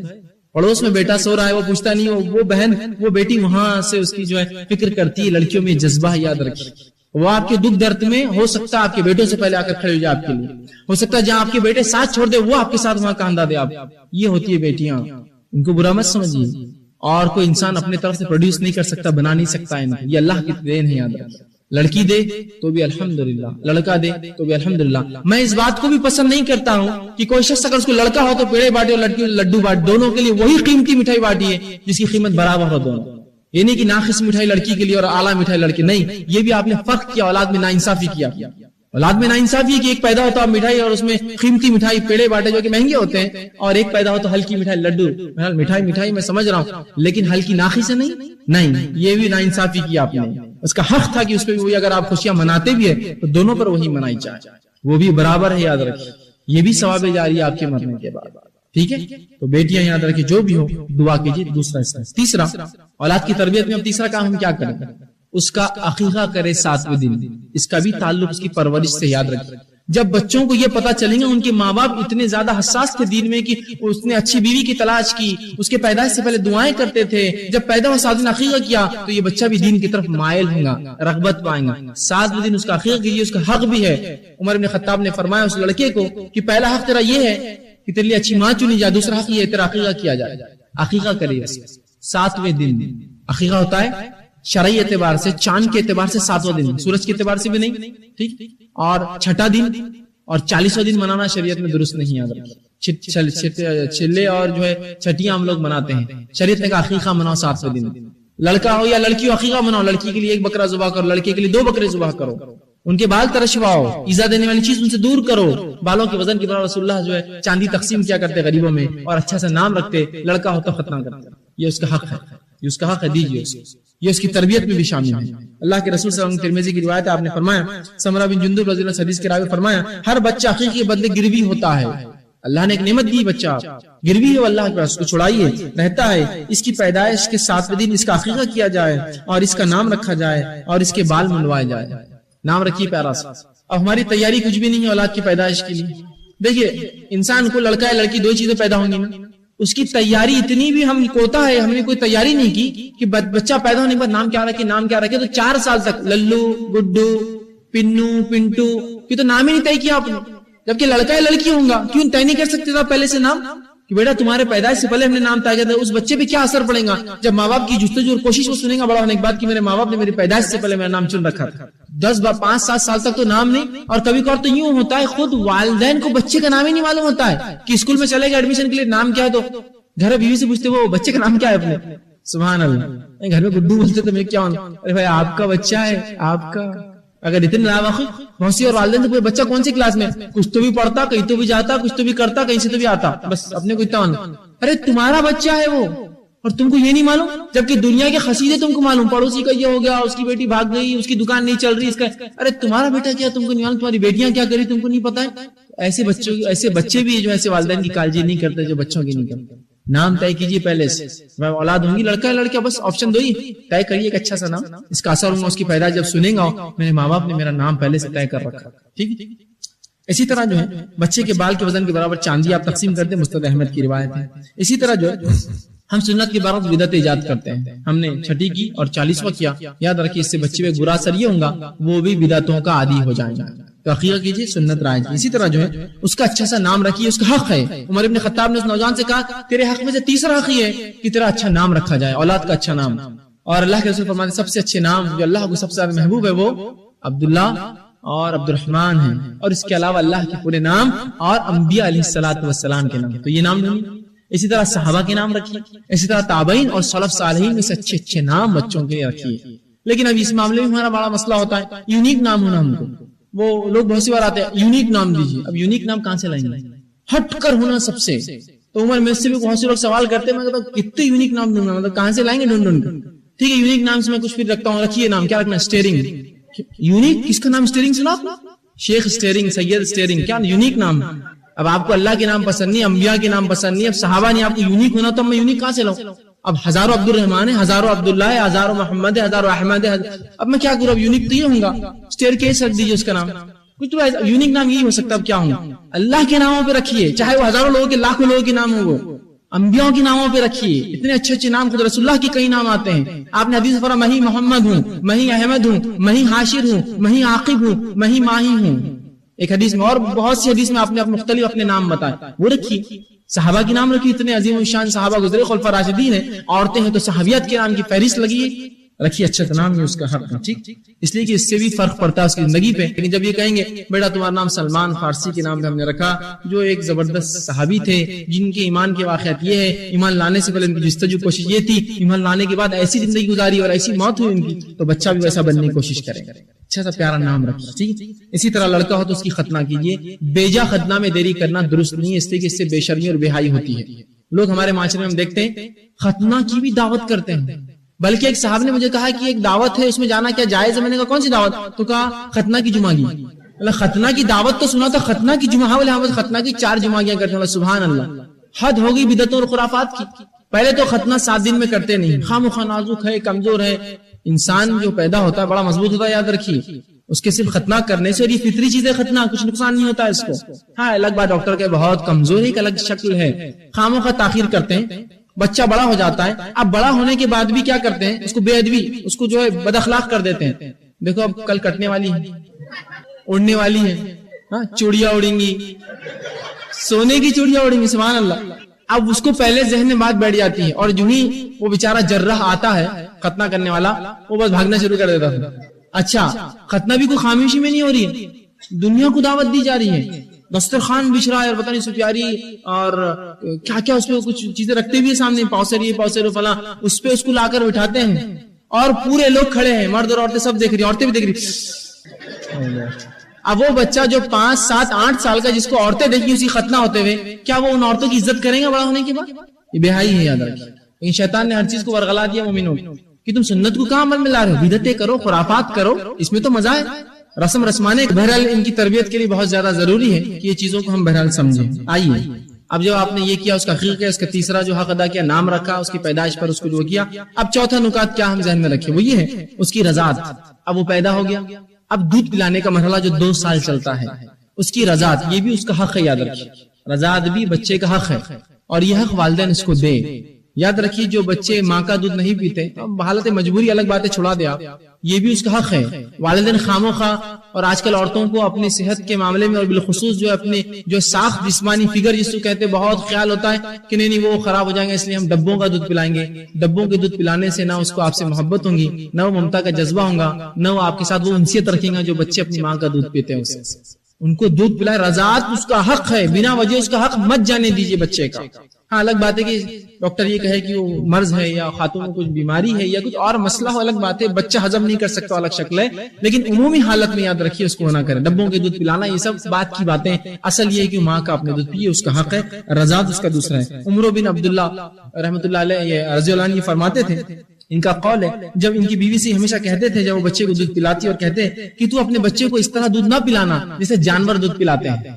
بلکہ اپنے بچے کو ایسا دودھ پلانا کہ تو اس سے پیار، محبت، شفقت اور نرمی برتے، ہمدردی کا معاملہ رکھے اور جو اس پر رحم کرے، اور ان تمام سے بڑھ کر اللہ سے اجر اور ثواب طلب کرے کہ ایک اللہ کی مخلوق تجھ سے روزی پا رہی ہے، تجھ سے رزق پا رہی ہے، اور پھر یہی بچہ جو تیرا دودھ پی کر نشو و نما پائے گا اور بڑا بنے گا، یہی توحید پر چلے گا اور اللہ کی عبادتیں کرے گا، اس کا اجر بھی تجھے ملنے والا ہے۔ یہ نیت کر اگر عورتیں دودھ پلائے تو سبحان اللہ کیا ان کے بچے ہوں گے، اور کیا اجر ملے گا کہ اس بچہ جو ظاہر سی بات ہے، بچے کی بنیاد ماں کا دودھ ہے، اگر اس سے نشو و نما اور اس کی نیت درست ہو تو پھر اس بچے کا ہر عمل اس ماں کو اجر دینے والا ہے، سبحان اللہ۔ تو وہ کہتے تھے اپنی بیوی کو کہ دیکھ ایسا نہ پلانا جیسے جانور پلاتے ہیں، بلکہ شفقت، محبت، رحم کرنا، اور یہ سوچنا کہ اللہ نے تجھے ذریعہ بنایا اس کی ایک مخلوق کی رزق کا، اور یہی بچہ بڑا چل کر جو نشو و نما پائے گا تیرے دودھ سے، یہ عابد بنے گا، اور یہ جو اللہ کی راہ میں جہاد پتہ نہیں کیا کیا عبادتیں کرے گا اور توحید پرست ہوں گا،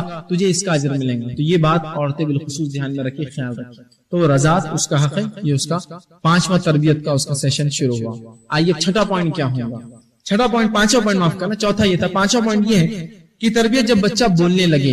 اب دیکھیے 4 پوائنٹ پورے ایسے تھے جب تک بچہ ابھی شعور میں نہیں آیا، 3 پوائنٹ تو پیدائش سے پہلے ہوئے، 2 پوائنٹ پیدائش سے پہلے، ایک پیدائش کے بالکل وقت 7ویں دن، اس کے بعد ایک رضاعت کا 2 سال، اب بچہ بولنے لگا، یہ 5واں اسٹیپ ہوگا۔ اب یہاں اس کی تربیت کے مرحلے شروع ہو گئے، آپ نے دھیرے دھیرے شروع کر دی کوشش۔ یہ اب جب بچہ بولنے لگے تو اس کو اللہ کے نام سکھائیے، اچھے اچھے کلمات سکھائیے، اچھی اچھی باتیں سکھائیے۔ ہم دیکھتے ہیں ہمارے ماحول میں، خیر یہ بھی ٹھیک تھا کہ کوئی ممی ڈیڈی اور ابا اور امی سکھائے، لیکن آج تو یہ ہوتا ہے جب بچہ بولنے لگتا ہے اس کی زبان توتلاتی ہے، اٹکتا ہے، تو لوگ ان کو گالیاں سکھاتے ہیں اور پھر دینے بھی لگاتے ہوتے، دیکھو کتنی اچھی ماشاءاللہ گالیاں دیتا ہے توتلی زبان سے، بیٹا بولو انکل کو کمینے، تو بولتا انکل کو توتلی زبان میں، لوگ ہنستے ہیں، سب کتنا اچھا بچہ ماشاءاللہ کیا اچھا بول رہا ہے کمینہ۔ لیکن یہی بچہ جب بڑا ہوتا ہے نا، تو جب پھر بولتا ہے اپنی سیدھی زبان میں رٹ کمینے، تو جب سمجھ میں آتا ہے تکلیف کی کیا تربیت دی تھی اس کو ہم نے، بچپن میں کمینہ بولنا سکھایا تو بڑے ہونے تھوڑی چھوڑنے والا ہے، بلکہ یہ تو حد تھی، گالیاں سکھاتے ہیں گندی گندی۔ میں نے دیکھا بڑے یہ گالی دیکھی بتاؤ جو کتنی توتلی زبان ہے، ماں کی گالی دیتا ہے، توتلی زبان بہنوں، جب یہ توتلی زبان ہٹ جائیں گی نا تب اپنی کھڑی زبان میں ایسی گالیاں آپ کو بکیں گا۔ تربیت نہیں کی آپ نے، اللہ کے نام سکھائیے، اچھی کلمات سکھائیے، اچھے الفاظ سکھائیے، اچھی باتیں سکھائیے اس کو، یہ اس کا مرحلہ، یہ اس کا حق بھی ہے، اور یہ پرورش میں بہت اہم مقام رکھتا ہے، یاد رکھیے یہ معاملہ۔ اچھے الفاظ کو سکھائیے، اور یہاں اب اصل رول آیا ماں کا، یہاں ماں مداخل، باپ تو چلے گا صبح کام کو، شام میں آیا، اب ماں بچے کے ساتھ دن رات ہے، وہ بولیں گے بیٹا بولو اللہ، اپنے رب کا تعارف دیں گے، حالانکہ وہ بات سمجھتا نہیں۔ یاد رکھیے بچے جو ہوتے ہیں یہ بولتے نہیں ہیں لیکن دیکھتے ہیں، سنتے ہیں، یہ 2 صلاحیت اور سمجھنے کی 3 صلاحیت انہیں پیدائش سے ہوتی ہے، تو یہ ریکارڈر ہوتے ہیں، بس دیکھتے رہتے ہیں اور ریکارڈ کرتے ہیں۔ چاچا کی یہ فطرت ہے، ماموں کی فطرت ہے، تایا کی فطرت ہے، ماں کی فطرت ہے، اور آپ دیکھیے جتنا چھوٹا بچہ گھر میں اتنا ہوشیار نکال، اس لیے کہ پہلا بچہ جو تھا وہ عموماً ہر گھر میں بہت خاموش طبیعت کا سنجیدہ ہوتا ہے، اس لیے کہ اس نے گھر میں صرف 2 لوگوں کو دیکھا ہوگا، ماں باپ یا دادا دادی یا کچھ اور لوگ۔ دوسرا جب آتا ہے وہ کتنے لوگوں کو دیکھتا ہے، ماں باپ، بڑے بھائی کو اور خود اپنے آپ۔ تیسرا جو ہوتا ہے اور شانہ، اس لیے کہ وہ 4 لوگوں کو پیدائش سے دیکھتا ہے اور گھورتا رہتا ہے۔ تو بچہ جو ابھی لیٹا ہوا ہے یہ ریکارڈر ہے، ہر چیز کو دیکھ رہا ہے۔ اگر ماں باپ اس سامنے بہائی کریں گے نا تو بڑا ہو کر بہائی نکلیں گا، کیونکہ وہ دیکھ رہا ہے۔ ریکارڈر ایک قسم کا ہی ہر چیز کو دیکھتا ہے، اور ابھی مائنڈ میں اس کو ریکارڈ کر رہا ہے، بول نہیں سکتا ہے ابھی، لیکن سنتا ہے، دیکھتا ہے، چیزوں کو سمجھتا ہے، پروسیس کرتا ہے اپنے ذہن میں۔ اور وہی وجہ ہے کہ چھوٹے چھوٹے بچے ان چیزوں کو جن کو ہم اہمیت دیتے وہ بھی اہمیت دیتے ہیں۔ باپ موبائل کو اہمیت دیتا، بچہ موبائل کو سب سے پہلے ہاتھ میں لیں گے، دوسری چیزیں نہیں لیتا ہو۔ نخلی دیجیے تو اس کو پھینک دیں گا، اس کو معلوم ہی نخلی ہے، اس میں روشنی نہیں چمک رہی۔ دیکھیے آپ، تو اس کا یہ مرحلہ شروع ہو گیا۔ اب ماں کا رول آیا، اس کو اچھی اچھی باتیں سکھائے، اچھے اچھے کام کروائے، اچھی چیز کی نہیں بھی سنتا ہے تو اس کو بولتے رہے، بیٹا یہ کیا ہے، یہ کس نے بنایا، تمہارا رب کہاں ہے، ابھی نہیں بولتا ہو لیکن بتائیے تو صحیح، جب بولے تو وہ شروع کر دیں گے، میرا رب اللہ ہے، اور میرا رب آسمان میں ہے اور عرش پر ہے، اور یہ اللہ نے بنایا۔ سکھائیے، رب سے وہ رشتہ جوڑیے بچوں کا جو ہونا چاہیے، مائیں وہ رشتہ جوڑتی نہیں ہے۔ اس لیے ہم دیکھتے ہیں ہمارے پاس عقیدے کا معاملہ بڑا کمزور ہے، بالخصوص ہم جن علاقوں میں رہتے ہیں بر صغیر میں، عقیدے پہ کوئی زور ہی نہیں ہے، نہ اللہ سے محبت اور رسول سے محبت کا جذبہ ہم لوگوں میں، کیونکہ وہ سکھایا نہیں جاتا بچپن سے۔ ایک ماں اپنے بچے کو اگر گود میں لے اور اس کو صرف ایک آنگن میں لے جائے جہاں وہ گھومتی ہے یا کوئی گارڈن میں لے جائے اور کہے بیٹا یہ گھاس کس نے بنائی، اللہ نے، اور بیٹا یہ پتے کس نے بنائے جھاڑ کے، یہ بھی اللہ نے بنائے، اور بیٹا یہ جس انسان ہے کس نے بنایا، اللہ نے، اور یہ نعمت پانی اور یہ کہاں سے آتی ہے، اللہ دیتا ہے۔ تو یہ بچہ جب بڑا ہوگا تو جب اس کو پتوں کی اہمیت معلوم ہوگی، اس سے فائدے کیا ہوتے ہیں، پانی کی اہمیت معلوم ہوگی کیا فائدے ہوتے ہیں، تو رب کا شکر ادا کریں گا، یہ میرے رب نے سب بنایا۔ اب بچپن میں بول رہے یہ فلاں ہے اور یہ فلاں ہے، جس کے بارے میں کوئی نہ تعارف ہے، نہ رب کا تعارف، نہ اس کے دین کا تعارف، تو بچہ بھی یاد رکھیے جاہل نکلیں گے۔ تو ماں یہاں اپنے رول کو ادا کرے، اور اسی لیے رسول نے فرمایا دیندار لڑکی کا انتخاب کرو۔ پھر پیچھے جانا ہے آپ کو، اسٹیپ شروع اس لیے میں نے وہاں سے لیا۔ جب دیندار ہوں گی تو ماں، پھر اب آپ بولیں گے نہیں اب بچہ ہونے کے بعد تم سیکھنے جاؤ تو پھر بہت مشکل ہوتا ہے، یاد رکھیے یہ مشکل مرحلہ۔ تو یہاں جو ہے اب وہ ماں جو دیندار تھی اب بچے کو تربیت شروع کریں گے، ٹھیک۔ آئیے چھٹا نکات، چھٹا پوائنٹ، اولاد کے بیچ عدل کرے۔ اب آپ کو ایک سے زیادہ اولاد ہے، یہاں ایک اولاد ہے سکھاتے جا رہے ہیں، دوسری اولاد پیدا ہوگی۔ اولاد میں ناانصافی آج ہمارے معاشرے میں عام ہے۔ باپ ایک بچے کو ہمیشہ گود میں لیتا ہے، اس کو کیوں لیتے ہیں؟ یہ بہت گورا ہے، میرے کو بہت پسند ہے، وہ میرا پہلا بچہ کالا ہوگا تو اس میں پسند نہیں آتا۔ کیا عجیب بات ہے، آپ صرف رنگت کی بنیاد پہ بچوں میں ناانصافی کرتے ہو؟ نہیں وہ پہلی میری لڑکیاں تھی 2-3، میرے کو اتنی محبت نہیں، میرے کو لڑکے سے محبت۔ سبحان اللہ، کیا تم اس طرح سے ناانصافی کرتے ہو بچوں میں؟ اور بہت سی بار بہنیں عمر میں بڑی ہونے کے بعد بھی اپنے چھوٹے بھائی کو بھیا بولنا پڑتا ان کو۔ فرق مت کیجیے ان میں، ان کا حق ہے بڑی بہنوں کا کہ ان کو بہن بولا جائے، وہ کیوں بھیا بولے اس چھوٹے بچے کو؟ تم ناانصافی کرتے ہو اولاد میں، عدل نہیں کرتے ہو، تو یہ اولاد ہی بڑے ہو کر عدل نہیں کرتے ہیں۔ مال و دولت کی تقسیم میں عدل نہیں کرتے ہو، محبت میں عدل نہیں کرتے ان کے ساتھ۔ کم از کم کسی سے ایک محبت زیادہ ہو سکتی ہے، اس کا اظہار نہیں کر سکتے آپ سب کے سامنے، خاموشی میں الگ بات ہے، آپ اظہار نہیں کر سکتے یہ بیٹا میرا بڑا لڑکا ہے، وہ دوسرا سنتا دور سے کہ اچھا میں نہیں ہوں، اس کا مطلب وہ بدلہ لیتا ہے۔ لوگ کرتے ہیں نا، یہ میری وہ جو ہے بچہ بڑا لاڑکا ہے، میرا گورا گورا، آ جا بیٹا میرے پاس، تو دوسرا جو رہتا ہے اس کا رنگ کم ہے، بولتا بیٹا تم کو بعد میں بتاؤں گا بڑا ہونے کے بعد کہ میرا رنگ کم ہے تو میں کیا کر سکتا ہوں۔ سمجھ رہے بات؟ بچوں میں دشمنیاں پیدا ہوتی ہے اس سے۔ آپ کے پاس 2 آپ کے بچے 3 بچے اور آپ ایک کو چاکلیٹ لا کر دے، یہ ناانصافی سے عدل ہے۔ اور بچے جب بڑے ہوتے ہیں نا وہ بھی ناانصافی کرتے ہیں آپ کے ساتھ۔ عدل کیجیے۔ اللہ کے رسول صلی اللہ علیہ وسلم کے زمانے میں نعمان بن بشیر فرماتے ہیں کہ میرے والد نے ارادہ کیا کہ مجھے کچھ تحفے میں دے، تو میری والدہ نے کہا کہ جب تک تم رسول اللہ کو اس معاملے پہ گواہ نہ بناؤ، کیونکہ ان کی والدہ بڑی ہوشیار تھی، کہا جب تک تم رسول اللہ کو اس معاملے پہ گواہ نہ بناؤ میں اس چیز کو قبول نہیں کروں گی۔ کہا چلو، رسول اللہ اس کو نعمان کو ساتھ لے کر اپنی بیوی کو لے کر جو ہے معاف کرنا نعمان بشیر جو ہے رضی اللہ عنہ جو ہے رسول اللہ کے پاس اپنے بیٹے نعمان اور بیوی کو لے گئے۔ اس خاتون نے کہا اللہ کے رسول یہ جو ہے بشیر جو ہے نعمان کو اپنے بیٹے کو جو کچھ دینا چاہ رہے تحفے میں، آپ اس پر گواہی ہو جائیے۔ رسول اللہ نے پوچھا نعمان بشیر کتنے بچے ہیں؟ کہا ایک نعمان صرف ہے، نہیں کہا اور بھی ہے، تو کیا سب کو دے رہے ہو؟ تو کہا نہیں، تو کہا میں ظلم کے معاملے پر گواہ نہیں بنتا، تم ظلم کر رہے ہو، ایک کو دے رہے ہو دوسرے کو نہیں دے رہے ہو، میں ظلم کے معاملے پر گواہ نہیں بنتا، لہٰذا اگر سب کو دیتے ہو تو ٹھیک ہے ورنہ میرے پاس سے چلے جاؤ۔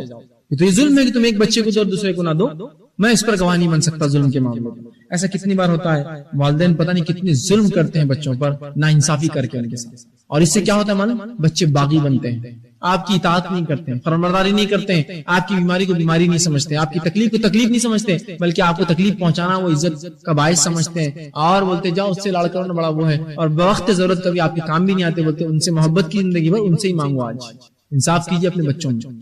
دیکھا جاتا ہے گھروں میں لوگ جتنا بچہ چھوٹا اس سے اتنی محبت کر کے باقی سب کو اس کے سامنے جھکاتے ہیں، یہ بھی درست نہیں، یہ ناانصافی ہے۔ اس بچے کا وہ حق ہے کہ اس کو آپ وہ حق دے کہ سب میں عدل کرے، ٹھیک؟ تو یہ چھٹا پوائنٹ تھا اس کی تربیت میں۔ آئیے 7واں نکات اس کی تربیت میں، انہیں عقیدہ سکھائے اور اچھے اخلاق اور آداب سکھائے۔ سب سے پہلے عقیدہ سکھائیں گے بچوں کو آپ، اور خود رسول اللہ کا یہ معمول تھا، بچوں کو عقیدہ سکھاتے تھے۔ آئیے ایک واقعہ سن لیجیے، ترمذی کی اور احمد کی روایت ہے، دونوں میں مختلف 2 الگ الگ باتیں، دونوں کو میں ملا کر آپ کے سامنے رکھ رہا ہوں۔ عبداللہ ابن عباس فرماتے ہیں کہ اللہ کے رسول نے ایک بار میں ان کے آپ کے پیچھے اونٹ پر بیٹھا تھا اور رسول اللہ نے مجھے کچھ تاکیدیں کی۔ عبداللہ ابن عباس کی عمر اللہ کے رسول کے انتقال پر 13 سال سے یاد رکھیے، زندگی میں کتنے ہوں گے؟ بس یہ واقعہ 10-12 سال کے ہوئے ہوں گے، یا 5-9 سال یا 10 سال یا 8 سال کے رہے ہوں گے تب کا واقعہ۔ وہ کہتے ہیں رسول اللہ کی میں پیچھے بیٹھا تھا، بچہ تھا آپ کے پیچھے پیچھے رہتا، ایک بار آپ کی سواری پر پیچھے بیٹھا تھا تو اللہ کے رسول صلی اللہ علیہ وسلم مجھ سے فرمایا کہ اے عبداللہ، اے میرے پیارے بیٹے، یا غلام، اے میرے پیارے بیٹے، اور پھر فرمایا کہ اور کہتے اللہ کے رسول تم اللہ کے احکام کی حفاظت کرنا، وہ تمہاری حفاظت کریں گے۔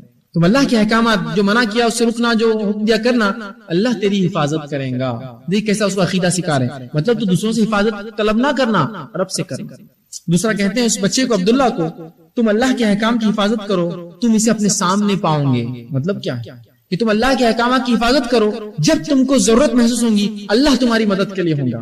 سامنے سے مراد یہ نہیں کہ ذاتی طور سے اللہ آئے گا، بلکہ ہر وقت تمہاری اس کی مدد تمہارے ساتھ ہوگی، تم اس کو اپنے سامنے پاؤ گے۔ تیسرا فرماتے ہیں جب تم کوئی سوال کرنا تو صرف اللہ سے کرنا، سوال سے مراد مانگنا کوئی چیز تو اللہ سے مانگنا۔ حتیٰ کہ ایک روایت میں آپ نے فرمایا اگر تمہیں نمک بھی چاہیے عبداللہ تو اللہ سے مانگنا، اور جوتے کی لیس بھی چاہیے تو اللہ سے مانگنا۔ دیکھیے عقیدہ سکھا رہے بچے، تو جو تجھے مانگنا ہے عبداللہ، سوال کرنا اللہ سے کرنا، جب تجھے مدد طلب کرنا ہے عبداللہ صرف اللہ سے کرنا، دوسرے سے مدد طلب نہ کرنا۔ پھر آگے آپ فرماتے عبداللہ کو یاد رکھ اگر پوری دنیا بھی تمہارے خلاف کھڑی ہو جائے، تمہارے حق میں آ جائے اور چاہے کہ عبداللہ تجھے کوئی فائدہ دے، وہ فائدہ نہیں دے سکتی سوائے وہ جو اللہ نے لکھ رکھا ہے. اور اگر پوری دنیا بھی تیرے خلاف کھڑے ہو جائے اور چاہے تجھے نقصان پہنچائے، تجھے نقصان نہیں پہنچا سکتی سوائے جو اللہ نے لکھ دیا ہے. اس لیے کہ جو ہے قلم رکھا جا چکا ہے اور سیاہی سوکھ چکی ہے، تقدیر لکھی جا چکی ہے. عبداللہ گھبرانا مت کسی چیز سے. انسانیت کے خلاف بھی ہو تو جو اللہ نے چاہا وہ ہوگا، اور تیرے حق میں بھی ہو تو تیرا فائدہ نہیں پہنچ جو اللہ نے چاہا اس کے سوا. آگے فرماتے احمد کی روایت میں 3 نصیحتیں، اور آگے بھی آپ نے فرمایا خوشحالی میں اس کی طرف رجوع کرو، پریشان حال میں وہ تمہیں فراموش نہیں کرے گا. عبداللہ جب اللہ خوشی دیتا ہے تمہیں، اس کو تم اس کی عبادت کرو، فراموش مت کرو، تو تمہاری تنگ دستی میں اللہ تمہارا ساتھ نہیں چھوڑے گا، تمہاری مدد کرے گا. آگے فرماتے ہیں یاد رکھو جو چیز تمہیں نہیں ملی وہ تمہیں نہیں ملنا تھی، اور جو چیز تمہیں ملی وہ تم سے نہیں چھین سکتی. جو اللہ نے تجھے دیا عبداللہ وہ کوئی نہیں چھین سکتا تجھ سے، اور جو تجھے نہیں ملا تو یہ جان لے تجھے کبھی نہیں مل سکتا تھا. خامخواہ کی کوسنا کاٹنا کی کاش یہ کرتا تو مل جاتا، نہیں تجھے نہیں ملتا تھا عبداللہ. بچے کو سکھا رہے، نصیحت کرے. اور آگے فرمایا یاد رکھو اللہ کی مدد صبر سے وابستہ ہے. اے عبداللہ اللہ کی مدد چاہتے ہو تو صبر کرو، کہ تو اللہ کی مدد صبر سے وابستہ ہے. جب تک تکلیفیں نہ سہے اور جب تک نقصان نہ ہو انسان کا، اللہ کی مدد بھی نہیں آتی. یاد رکھیں انبیاء علیہ الصلوۃ والسلام نے اس دعوت کی مشن میں کتنی تکلیف سے جب اللہ کی تو کہا اللہ کی مدد صبر سے وابستہ ہے عبداللہ، اور پھر وابستہ ہے کوشش تکلیف کے ساتھ ہے. کوشش کرو گے تکلیف آئیں گی تم پر، کوشش تکلیف کے ساتھ ہے، اور آسانی تنگی کے ساتھ ہے. جب مشکل آئے تو سمجھ لو آسانی آئیں گی، کوشش کرو گے تو تکلیف آئیں گی، صبر کرو گے تو اللہ کی مدد آئے گی. تو دیکھیے عبداللہ کو رسول اللہ نے کیا پیاری نصیحت کی. تو بچوں کو عقیدہ سکھائیے. آئیے ایک اور اخلاق کا واقعہ، اخلاق بھی سکھانا ہے. آپ صلی اللہ علیہ وسلم نے ایک مرتبہ دیکھا زید بن حارثہ جو آپ کے غلام تھے، دعوت آئی رسول اللہ کو ساتھ چلے. ایک تش میں کھانا تھا تو زید کیا کرنے لگے، الٹے ہاتھ سے کھانا کھاتے اور ادھر والے کے حصے میں سے کھانے لگے، ادھر سے آگے بڑھ بڑھ کر. تو اللہ کے رسول صلی اللہ علیہ وسلم زید کے اخلاق سدھار رہے ہیں، چونکہ رسول اللہ اس کے کفیل تھے، اس کے جو ذمہ دار تھے زید. کہا اے میرے بیٹے، اے پیارے بچے، جب کھانا کھاؤ تو اللہ کا نام لو، بسم اللہ کہو، سیدھے ہاتھ سے کھاؤ، جو سامنے ہو پہلے وہ کھاؤ. وہ کہتے ہیں تمام زندگی میرا یہ اصول تھا، جب بھی میں نے کھانا کھایا سیدھے ہاتھ سے کھایا، اللہ کا نام لیتا اور اپنے سامنے کا پہلے کھاتا پھر آگے سے لیتا. یہ نصیحت. ہم اپنے بچوں کو کیا تربیت دیتے ہیں؟ عقیدے کا تو معاملہ بھول ہی جائیے، کبھی ہو گئے تھوڑا بہت نماز کے لیے ہم کر دیتے ہیں، عقیدہ ہم نہیں سکھاتے جبکہ بنیاد ہے. اور اخلاقیات تو بہرحال ہمارا عجیب معاملہ. اخلاقیات سکھائیے بچوں کو.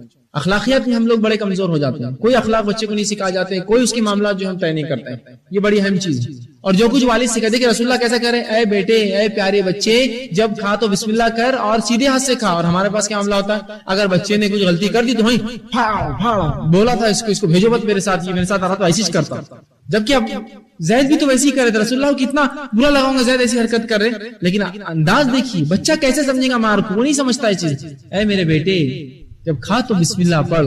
زید کہتے جو رسول اللہ نے جس انداز سے مجھے سمجھایا زندگی بھر وہ بات میرے دل میں گھر کر گئی، جو انداز تھا سمجھانے کا. سمجھائیے بچوں کو، سہلائیے ان کے ساتھ، بیٹا یہ کیوں کیا آپ نے؟ ہو سکتا ہے بچہ غلط فہمی سے ہی کر رہا ہو، کیوں کیا؟ تو ہم کو لگا ایسا کرنا ہے، نہیں ایسا نہیں کرنا، ایسا کرنا ہے. ہاں اس کے بعد بھی 2-4 بات کے بعد بھی وہ کرے تو پھر تھوڑا سا ضرب لگا سکتے ہیں تاکہ تاکید ہو. لیکن یہ نہیں کہ آپ پہلے وقت میں آپ کہیں گے سمجھتا نہیں کا تجھے، وہ کہیں گے مجھے اس کو وہی لگا تھا کہ یہ کرنا اس لیے نے کر دیا. اگر سمجھتا تو کیوں کرتا بیچارہ. سکھائیے اس کو، تربیت دیجیے، اپنے برابر مت سمجھیے اس کو، وہ چھوٹا ہے، سیکھ رہا ہے، غلطیاں کرنا اس کی فطرت میں ہے. آئیے 8واں پوائنٹ، بچے کی تربیت میں ماں کا کردار. یہ بڑا اہم، اس لیے میں نے اس کو الگ سے رکھا ہے پوائنٹ پورا. بچے کی تربیت میں ماں کا کردار یہ سب سے اہم پوائنٹ ہے. یاد رکھیں اس لیے کہ ماں ذمہ دار ہے اولاد، ایک شوہر کی، ایک شخص کی اولاد اور اس کے گھر والوں کی. اور ماں ہی جو ہے یہ پہلا مدرسہ ہے بچے کے لیے. اسی لیے ہم دیکھتے ہیں بہت سی بات بڑے یہ کہتے ہیں، علماء نے بھی کہا کہ اگر کسی سے نکاح کرنا ہو کسی کی لڑکی سے تو اس کی ماں کو دیکھو پہلے، تو وہ بھی ویسی ہوگی لڑکی جیسی اس کی ماں تھی. ماں کا کردار بڑا اہم ہے.